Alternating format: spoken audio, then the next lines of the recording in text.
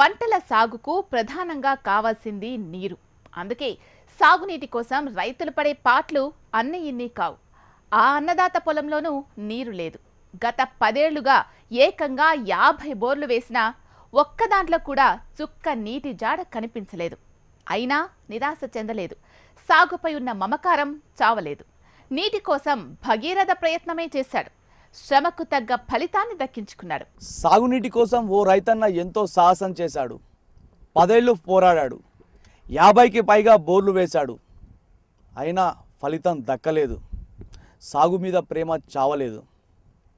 కానీ భగీరథ ప్రయత్నంతో తన లక్ష్యాన్ని ఛేదించాడు. ఆ అన్నదాత చేసిందేంటి? Let's watch the story.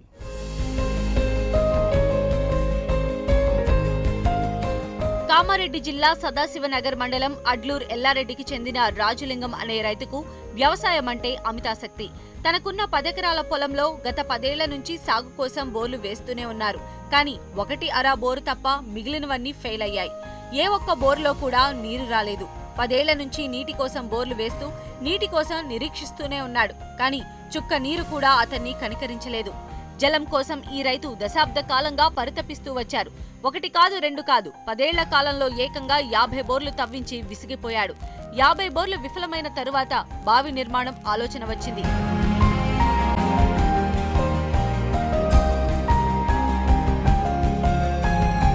మొదట్లో అందరూ వ్యతిరేకించారు. ఎవరి మాట పట్టించుకోలేదు. చివరికి బావి తవ్వడానికి సాహసించారు. ఆ రైతు శ్రమ ఫలించింది. నేల తల్లి కరుణించింది. నీళ్లు పుష్కలంగా వచ్చాయి. 50 బోర్లు వేసిన రాజాలింగానికి 26 లక్షల రూపాయల నష్టం వచ్చింది. అయినా డబ్బును లెక్క చేయలేదు. సాగు మీద మమకారాన్ని చంపుకోలేదు. పట్టుబట్టిన విక్రమార్కుల్లా తన పని తాను చేసుకుంటూనే పోయాడు. అందరూ బావిని వదిలి బోర్లు వేసుకుంటే రాజలింగం మాత్రం ఓల్డ్ ఈజ్ గోల్డ్ అన్నట్లు ఎన్ని డబ్బులైనా పర్వాలేదు, బావిని మాత్రం ఏర్పాటు చేసుకోవాలని గట్టిగా నిర్ణయించుకున్నాడు. ఇదిగో చూడండి ఏ రేంజ్ లో ఈ గోతిని తవ్వించాడో.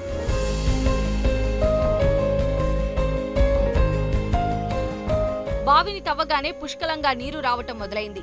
తన పొలానికే కాదు సమీప రైతులకు సాగునీరునిస్తూ ఆత్మ సంతృప్తి పొందుతున్నారు రైతు రాజలింగం. ప్రతి సంవత్సరము 4, 5, 6 ఇట్లా బోర్లు వచ్చినట్టు బోర్లకు పెట్టుకుంటూ పోయినా ఏనాడు ఒక బోరు సాధియలేదు.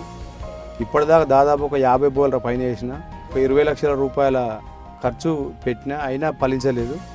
ఇక చివరికి బావి అన్న దవ్వుదామని బావి దవ్వడం జరిగింది. జరిగితే కూడా బావి అందరు ఎక్కిరిచ్చారు నన్ను. ఈ రోజుల్లో బావి దవ్వడం ఏంది, బోలరు 500 ఫీట్లు వేసిన బోలరే నీళ్ళు వస్తలు, బావి దవ్వడం ఏందని అందరు ఎక్కిరించిన. చూద్దాం ఇలా చివరి ప్రయత్నం కానీ దవ్వినందుకు భగవంతుడు కరుణించి నీళ్లు రావడం జరిగినాయి. బండాచింది, బండాస్తే కూడా బ్లాస్టింగ్ చేశాను. బ్లాస్టింగ్ చేసి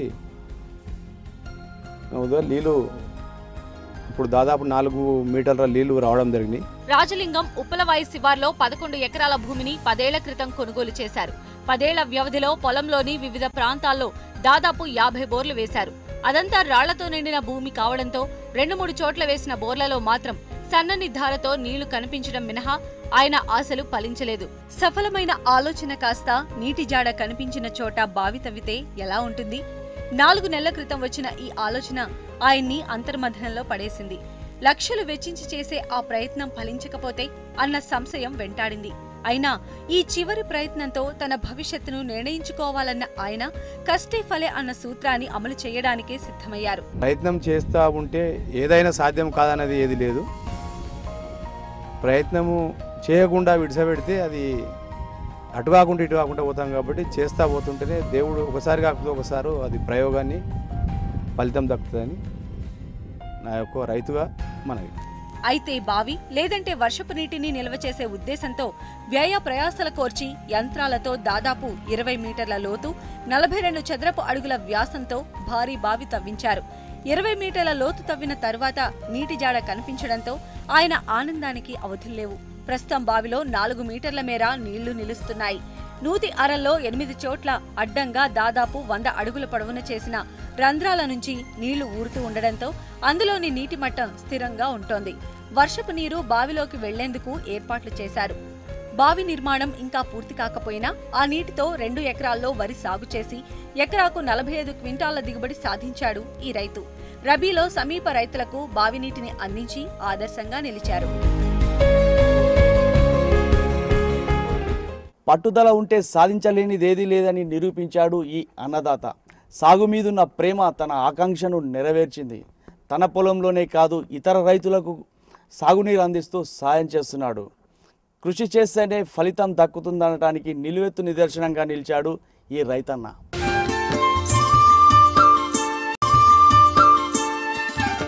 నైరుతి రుతుపవనాలు ప్రవేశించాయి. రాయలసీమతో పాటు పల్నాడు కోస్తాల్లో విస్తారంగా వర్షాలు కురుస్తున్నాయి. రైతులు ఖరీఫ్ సాగుకు సిద్ధమవుతున్నారు. గతేడాది దిగుబడులు ఉన్నా పంటలకు గిట్టుబాటు ధర లేదు. వర్షాభావంతో కొన్ని ప్రాంతాలు తీవ్ర కరువు బారిన పడ్డాయి. ఈ నేపథ్యంలో ఈ ఏడాది రైతులకు ప్రభుత్వం ఎలాంటి సహకారాన్ని అందించబోతోంది? గిట్టుబాటు ధరలు, మద్దతుదారులు ఎలా ఉండబోతున్నాయి? అదను కాలంలో విత్తనాలు, ఎరువులు అందుబాటులో ఉన్నాయా? రైతు ప్రభుత్వంగా చెప్పుకునే చంద్రబాబు సర్కార్ రైతులను ఆదుకునేందుకు ఎలాంటి ప్రణాళికలు సిద్ధం చేసింది? కరువును ఎదుర్కొనేందుకు ఎలాంటి చర్యలు తీసుకుంటోంది? ఏపీ వ్యవసాయ శాఖ మంత్రి సోమిరెడ్డి చంద్రమోహన్ రెడ్డితో మా ప్రతినిధి Narasimhulu face to face. Nellore మినహాయిస్తే మిగిలినటువంటి అన్ని ప్రాంతాల్లో కూడా వర్షాలు కురుస్తున్నాయి. ఇప్పటికే ఈ సీజన్లో అనేక మంది రైతులు కూడా ముఖ్యంగా రాయలసీమ జిల్లాల్లో అటు వేరుశెనగ సాగు కానీ మిగిలినటువంటి పప్పుధాన్యాల సాగుకు కానీ రైతులు సన్నద్ధమవుతున్నారు. ఈ నేపథ్యంలో రాష్ట్రంలో వ్యవసాయ శాఖ మంత్రిగా బాధ్యతలు స్వీకరించిన సీనియర్ తెలుగుదేశం నాయకులు సోమిరెడ్డి చంద్రమోహన్ రెడ్డి మన దగ్గర ఉన్నారు. ఈ ఏడాది ఖరీఫ్ సీజన్లో, వ్యవసాయ సీజన్లో రైతులకు ఎలాంటి సహకారం అందించబోతున్నారు, ముఖ్యంగా మార్కెట్ పరిస్థితులు ఏంటనే విషయాలను నేరుగా ఆయన అడిగి తెలుసుకుందాం. సార్ చెప్పండి, ఇప్పుడే శుభ పరిణామాలు జరుగుతున్నాయి. రాష్ట్రంలో నైరుతి ఋతుపవనాలు ప్రవేశించాయి. ఈ సంవత్సరం విత్తనాలు కానీ, ఎరువులు కానివ్వండి, అలాగే మార్కెటింగ్ సౌకర్యం కానీ వ్యవసాయ శాఖ పరంగా ఎలా ఉండబోతుంది రైతులకి? ఇప్పుడు నైరుతి ఋతుపవనాలు టైమ్లీ మన ఎంటర్ అయినాయి, సంతోషం. ఇది ఈ సంవత్సరం అయినా సాధారణ వర్షపాతం, నార్మల్ రెయిన్ఫాల్ రావాలని చెప్పి భగవంతుడిని కోరుకుంటున్నాం. ఏదేమైనా ఒక 4-5 రోజులు, వారం రోజుల నుంచి వాతావరణంలో మార్పు వచ్చింది. కేరళ నుంచి మనకు ఎంటర్ అయినాయి. మేమైతే ఖరీఫ్ సీజన్కి అవసరమైన ఫెర్టిలైజర్, పెస్టిసైడ్స్ అండ్ సీడ్ మొత్తము బఫర్ పెట్టుకున్నాం. అవసరానికంటే మించి కూడా ఎక్స్ట్రా సీడ్ సప్లై విషయంలో కానీ, ఫర్టిలైజర్ విషయంలో కానీ ఎక్కడ కొరత లేకుండా చేసాం. ఇప్పుడైతే వేరుశెనగ విత్తనాలు అనంతపురంలో 3 బస్తాలు ఎకరాకి సబ్సిడీ కింద ఇస్తుంటే ఇప్పుడు ఈ నెలలో 4 బస్తాలుగా పెంచాము. ఖరీఫ్ సీజన్కి యాక్షన్ ప్లాన్ రెడీ చేశాము. నేనేమంటానంటే మిగతా రాష్ట్రాల కంటే వ్యవసాయ శాఖలో ఆంధ్రప్రదేశ్ ముఖ్యమంత్రి చంద్రబాబు నాయుడు గారు కనుసన్నల్లో అన్ని విషయాల్లో మనం ముందున్నాం. ఎలాంటి ఇబ్బంది లేదు రైతుల విషయం. ముఖ్యంగా మార్కెట్ సౌకర్యం మొన్న చూస్తే ఎండుమిర్చి కానీ మనం చాలా ఇబ్బందులు ఎదుర్కొన్నటువంటి ఉభయ రాష్ట్రాల్లో ఉన్నది. అలాగే మన రాష్ట్రంలో కొద్ది మేరకు కూడా గుంటూరు మార్కెట్ యార్డ్లో కూడా ఇబ్బందులు అనేవి కొంతవరకు మెరుగు చేసి ఆ సమస్యను పరిష్కరించారు. అలాగే ఈ సంవత్సరం ముఖ్యంగా ధాన్యాగారంగా ఉన్నటువంటి ఏపీలో వరి ధాన్యానికి కానివ్వండి, మిగిలిన పల్సస్ క్రాప్స్ కానివ్వండి, అలాగే ఎండుమిర్చి కానీ మిగిలినటువంటి ఉద్యాన పంటలకి మార్కెట్ సౌకర్యం ఎలా ఉండబోతుంది? ఇప్పుడు ఈ సంవత్సరం ప్యాడీ ఎంఎస్పి కంటే మినిమం సపోర్ట్ ప్రైస్ కంటే ఎక్కువ రేటు పోయింది. మిర్చి ఇబ్బంది వచ్చింది, ఎందుకంటే లాస్ట్ ఇయర్ మిర్చి మంచి రేట్ వచ్చింది, ప్లస్ విస్తీర్ణం పెరిగింది 19%, ఈల్డ్ 17% పెరిగింది. 92 లక్షల క్వింటాల్స్ వచ్చేసేసినాయి. అనుకోకుండా తెలంగాణ అక్కడ మార్కెటింగ్ సరిగ్గా జరగలే, అవంతా ఇక్కడికి వచ్చింది. కర్ణాటక, మహారాష్ట్ర నుంచి కూడా గుంటూరు మార్కెట్ యార్డ్కి వచ్చింది. అటువంటి సందర్భంలో మనం సపోర్టింగ్ ప్రైస్ ఒక్కొక్క రైతుకి 30,000 వరకు ఇచ్చాం. క్వింటాల్కి 15,000-1,500 పెట్టేసేసి పసుపు ప్రొక్యూర్ చేసాం. పసుపు కంటే ఇప్పుడు మిర్చికి మనము ప్రొక్యూర్ చేస్తామంటే కోల్డ్ స్టోరేజీ ఖాళీ లేవు. పసుపు 6,500, వాళ్ళు 5,500, 6,000 కొంటే చాలు ప్రభుత్వం అనుకుంటే క్వింటాల్లో 6,500 లెక్కన కొన్నాము. ఇప్పటికే 1,00,000 క్వింటాల్స్ ప్రొక్యూర్ చేసేసాము. కందులు కొన్నాము, కందులు కూడా ప్రొక్యూర్ చేసాము. అందుకని నేనేమంటానంటే ఈరోజున్న పరిస్థితిలో ఎక్కడన్నా చెట్లు ఎండిపోతున్నాయి, వాటర్ ట్రాన్స్పోర్టేషన్ ముందున్న ప్రొక్యూర్మెంట్, పంటలు రేట్ రాకపోతే మనమే తెలంగాణ వాళ్ళు కంటే మనం అడ్వాన్స్డ్ డెసిషన్స్ తీసుకున్నాం. Farm mechanisation, MIP, micro irrigation project ఏది తీసుకున్నా దేశంలో ఫస్ట్, సెకండ్, థర్డ్లో ప్రోత్సాహంలో రైతుల విషయంలో మనం ఉండాం. ఎరువుల విషయంలో ప్రభుత్వం ముందుగా ఏం చర్యలు తీసుకుంటారు? ఎరువుల విషయంలో సమస్య లేదు, అడిషనల్గా ఉంది. ఇప్పుడు మా దగ్గర స్టాక్ ఉంది, బఫర్ ఉంది. ఎలాంటి ఇబ్బందులు లేవు. విత్తనాలు, ఎరువులు గతంలో క్యూలో నిలబడి చెప్పులు గంటలు నిలబడి ఎండలో నిలబడలేక చెప్పులు వదిలిపెట్టి వచ్చే పరిస్థితి లేదు ఇప్పుడు.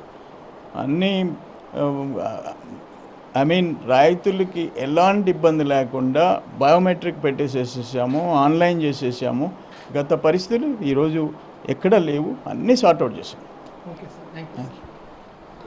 ఇది రాష్ట్ర వ్యవసాయ శాఖ మంత్రి సోమిరెడ్డి చంద్రమోహన్ రెడ్డి చెప్తున్నటువంటి మాటలు. ముఖ్యంగా ఇవాళ రాష్ట్రంలో ఉన్నటువంటి అనుకూల వాతావరణ పరిస్థితులు మరింతగా అనుకూలించి రానున్న రోజుల్లో వర్షాలు బాగా పడితే అందుకు తగినటువంటి అన్ని ఏర్పాట్లు కూడా ఈరోజు రాష్ట్ర ప్రభుత్వం ముందస్తుగా తీసుకుంది. ఎరువులు కానీ, విత్తనాలు కానీ, వ్యవసాయ సాంకేతిక పరిజ్ఞానం కానీ అన్నింటినీ కూడా రైతులకు అందుబాటులో తాము ఉంచుతామని చెప్పి కూడా ఈరోజు వ్యవసాయ శాఖ మంత్రి చెప్తున్నారు.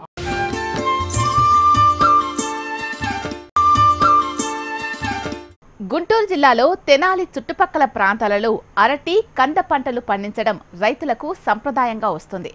ముఖ్యంగా కొల్లిపరలో గత ఏడాది 1000 ఎకరాలలో కంద పంటను సాగు చేశారు రైతులు.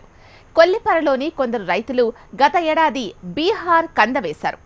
ఆ రైతులకు మంచి లాభాలు రావడంతో ఒక్కసారిగా బీహార్ కంద వైపు రైతులు మొగ్గు చూపుతున్నారు.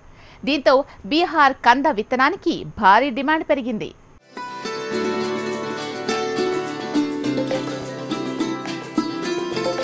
బీహార్ కంద సాగు ఆశాజనకంగా ఉండటంతో గుంటూరు జిల్లా కొల్లిపర మండలం రైతులు కంద పంట వేసేందుకు ఆసక్తి చూపుతున్నారు. జిల్లాలో కంద సాగు విస్తీర్ణం గత ఏడాది 2000 ఎకరాలు ఉండగా ఈ ఏడాది మరింత పెరిగే అవకాశం ఉంది. 2 ఏళ్లుగా కంద ధర ఆశాజనకంగా ఉండటంతో రైతులు కంద సాగు చేసేందుకు సిద్ధపడుతున్నారు. ఈ ఏడాది పుట్టి 5500 నుంచి 7000 రూపాయల వరకు ధర పలకడంతో పాటు దిగుబడులు కూడా పెరగడంతో కంద రైతులు లాభాలు గడించారు.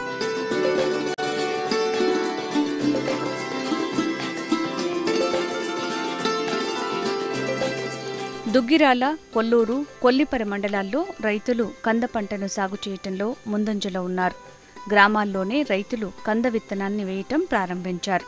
కొల్లిపర మండలంలో గత సంవత్సరం 1000 ఎకరాల పంట ఉండగా ఈ ఏడాది 1500 ఎకరాల వరకు పెరగనుంది. నేను దగ్గర 15 సంవత్సరాల నుంచి చేస్తున్నాను. కాకపోతే నిరుడు ఏడు బీహార్ కంద చేస్తున్నాను. బీహార్ కంద మాత్రం మంచి దిగుబడి ఇదిగా బాగుంటుందండి. మాది 50, 60, 30, 60, 70, 80 నుంచి 30 దిగిపోయింది అసలు పంట. దిగిపోయి ఇప్పుడు బీహార్ కంద వచ్చిన కాడి నుంచి 70, 80 పుట్టు మావి కూడా మళ్ళీ కొంత నేల మార్పిడి వచ్చే కొందికి పెరుగుతుంది. ఇప్పుడు వేరే నేల మార్పిడి వస్తే మాత్రం కంపల్సరీ పెరుగుతున్నాయండి దిగుబడులు.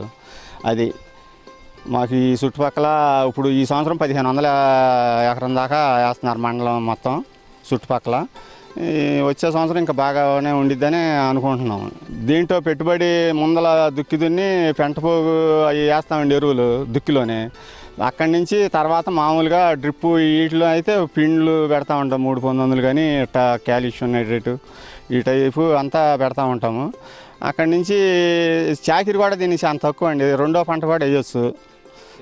2వ పంట మొక్కజొన్న వేస్తాము, మినుము వేస్తాము. ఇది మాది అయితే 2 పంటలకు కూడా 2 పంటలు కూడా పండేసుకున్నాం భూమిలోని అట్టిపెట్టి.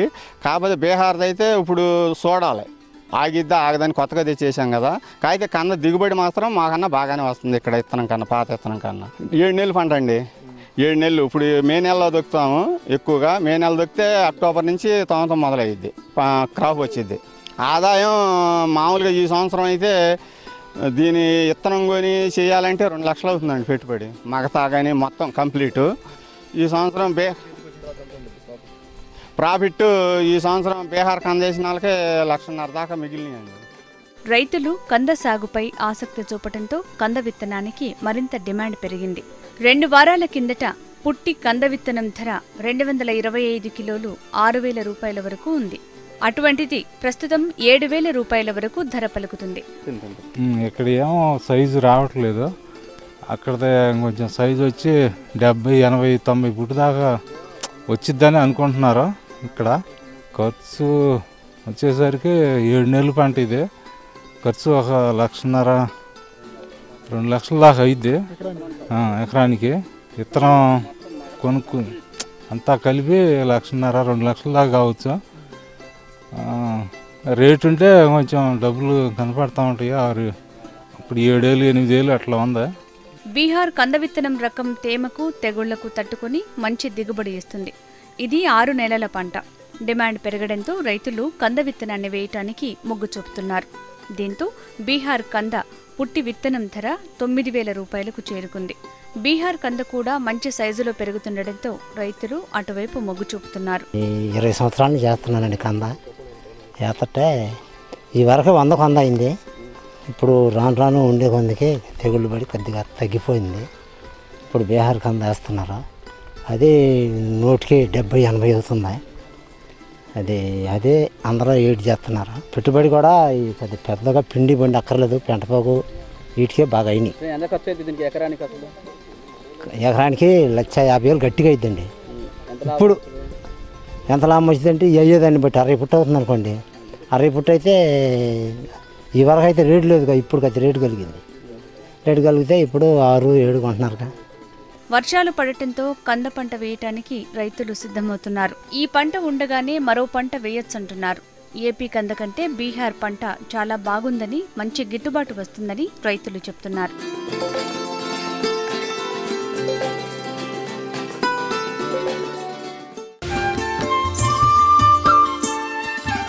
మూలిగే నక్కపై తాటికాయ పడ్డట్లు తయారవుతోంది దేశంలో రైతన్న పరిస్థితి. ఇప్పటికీ అనేక ఇబ్బందులతో వ్యవసాయాన్ని పక్కన పెట్టే పరిస్థితికి చేరుకుంటున్న సమయంలో ఆదుకోవాల్సిన ప్రభుత్వాలు తీసుకుంటున్న నిర్ణయాలు రైతన్నకు కొత్త ఇబ్బందులు తెచ్చిపెడుతున్నాయి. ఇప్పటికే ఎవరైనా ఆదుకుంటారా అని అర్రులు చాచి ఎదురు చూస్తున్న పరిస్థితుల్లో జీఎస్టీ పుణ్యమా అని వ్యవసాయం రైతన్నకు మరింత భారంగా మారనుంది. అప్పులు కట్టుకోలేక, రుణమాఫీలు సరిగ్గా అమలు అవుతాయో లేక తెలియక ఇబ్బందులు పడుతుంటే కొనుక్కోవలసిన ఎరువులు కూడా రైతన్నలకు భారంగా మారనున్నాయి.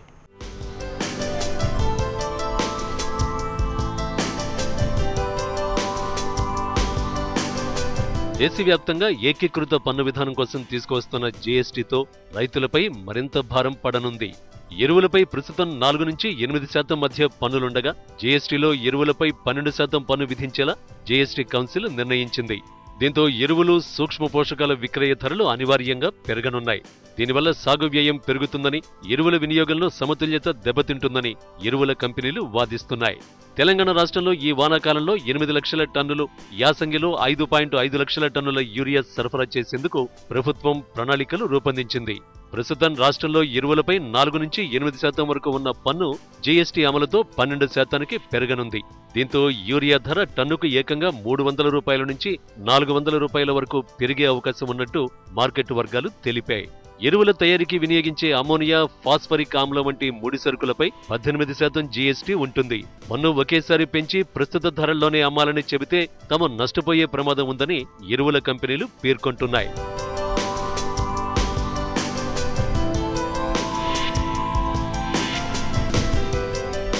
టన్ను డీఏపీ ఎరువు విక్రయ ధర 20,700 రూపాయలుంది. ఎరువుల కంపెనీలు ప్రస్తుతం ప్రభుత్వానికి టన్నుపై 5% చొప్పున 1,035 రూపాయలు చెల్లిస్తున్నాయి.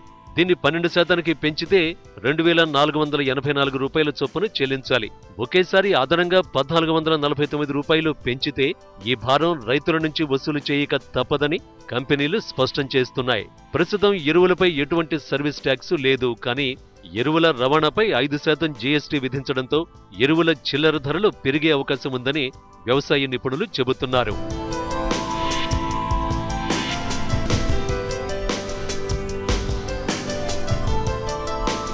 మరోవైపు ప్రస్తుతం పంజాబ్, హర్యానా, ఉత్తరప్రదేశ్ వంటి రాష్ట్రాల్లో ఎరువులు, సూక్ష్మ పోషకాలపై ఎటువంటి పన్నులు విధించడం లేదు.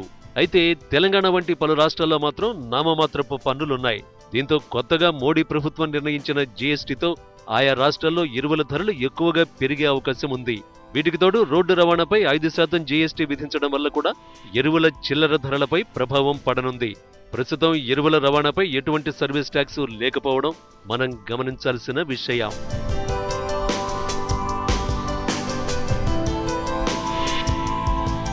మద్దతు ధరలు పెంచడానికి అంగీకరించని ప్రభుత్వం వ్యవసాయ ఉత్పాదక వ్యయం పెరిగేలా పన్నులు వేయడానికి మాత్రం వెనుకాడటం లేదు. పంటలు పండించడానికి పెట్టే ఖర్చు కన్నా పంటలు అమ్మినప్పుడు వచ్చే ఆదాయం తక్కువగా ఉంటుంది. ఇక రైతు శ్రమకు విలువే లేదు. అందుకే రైతులు అప్పుల పాలై ఆత్మహత్యలు చేసుకుంటున్నా ప్రభుత్వాలకు చీమ కుట్టినట్టు కూడా లేదు.